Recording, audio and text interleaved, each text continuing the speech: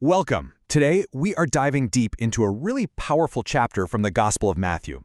We're going to break down this rapid-fire series of events that are all designed to answer one single question. Who has the ultimate authority? Okay, let's get into it. So, picture this. Right before this chapter, Jesus delivers the Sermon on the Mount. This is probably the most famous sermon in all of history. A totally radical new teaching. But words are one thing, no matter how powerful they are. The real question is, could his actions actually back them up?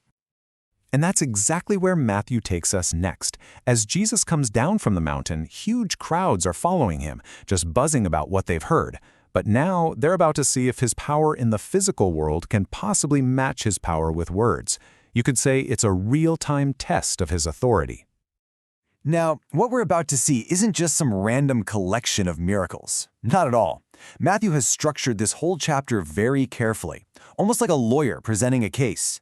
He's building an argument, piece by piece, to show us that Jesus' authority isn't just limited to one thing. He's going to show power over the human body, over the natural world, and, even over the spiritual realm. So, first up, authority over sickness. And Matthew starts with one of the most desperate cases you could possibly imagine in the ancient world.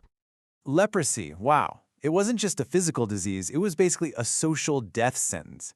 A leper was considered unclean, forced to live totally alone, completely cut off from their family, their community, everything. So for this man to approach a teacher like Jesus in the middle of a crowd, that was a shocking, incredibly bold act of pure desperation and faith. Now pay close attention to how the man phrases this. Listen to what he says. "Lord, if you wish, you are able to make me clean." He doesn't question Jesus' ability. Not for a second. He has zero doubt about his power.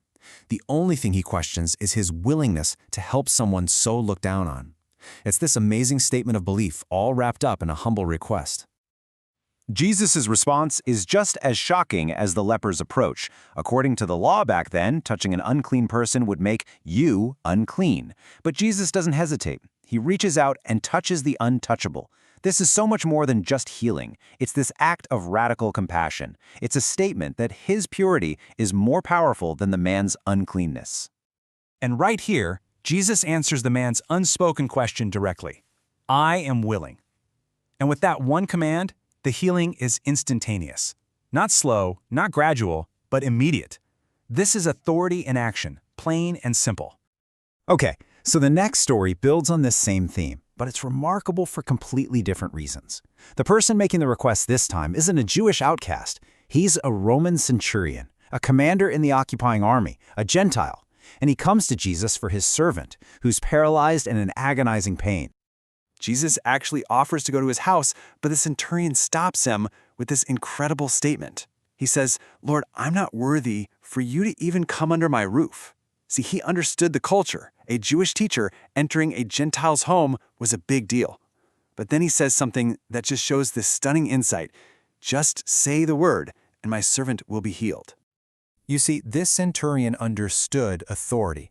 As a military guy, he knew that a true commander doesn't have to be physically present for his orders to be followed. He recognized that Jesus' authority worked the exact same way. And the text says Jesus marveled at this. He was genuinely amazed. So with just a word, the servant was healed from a distance, proving his authority isn't bound by space. So what we see here are these two different but equally powerful examples of faith. You have the leper, who believed in the ability of Jesus but wasn't so sure about his willingness, and then you have the centurion, who understood the absolute authority of Jesus, knowing that his command was all that was needed. And in both cases, they were met with healing.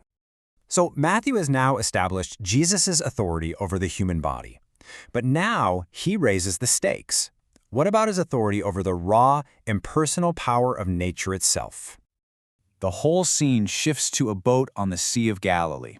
Now remember, these disciples were experienced fishermen. They knew this sea like the back of their hand.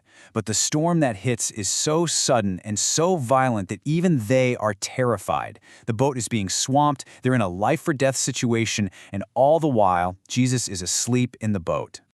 In a total panic, they wake him up with this desperate cry. There's no fancy theology here, just pure, raw fear. "We're going to die! Save us!"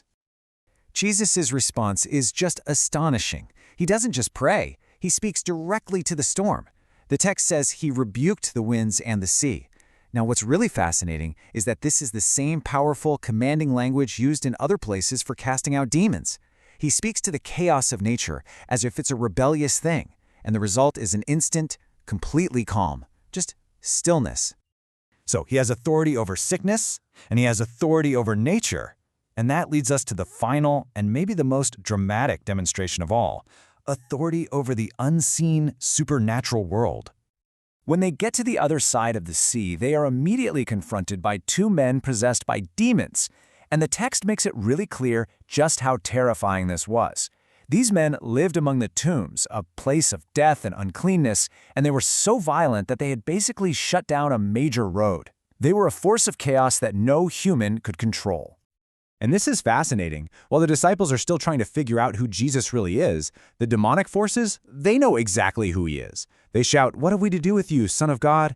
They recognize his identity and his authority instantly. They even seem to know that there's a future judgment coming, a time for their torment.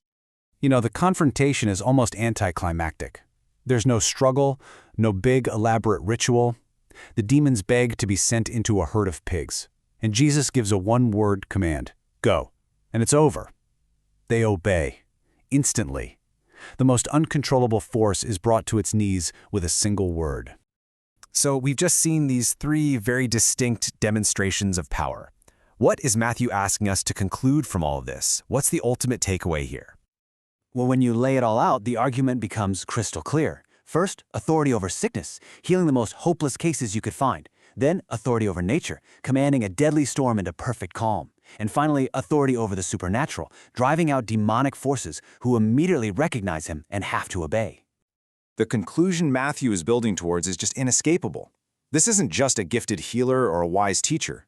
The person at the center of all these events has an authority that is absolute, one that extends over the physical, the natural, and the spiritual realms. His powerful words from the Sermon on the Mount are backed up by equally powerful deeds. And that leaves us with the exact same question the disciples asked themselves in that boat, trembling after the storm just vanished. It's the central question of this entire chapter and maybe of the entire gospel. What sort of man is this? It's a question that echoes down to us from these events, inviting us to look at all the evidence and decide for ourselves.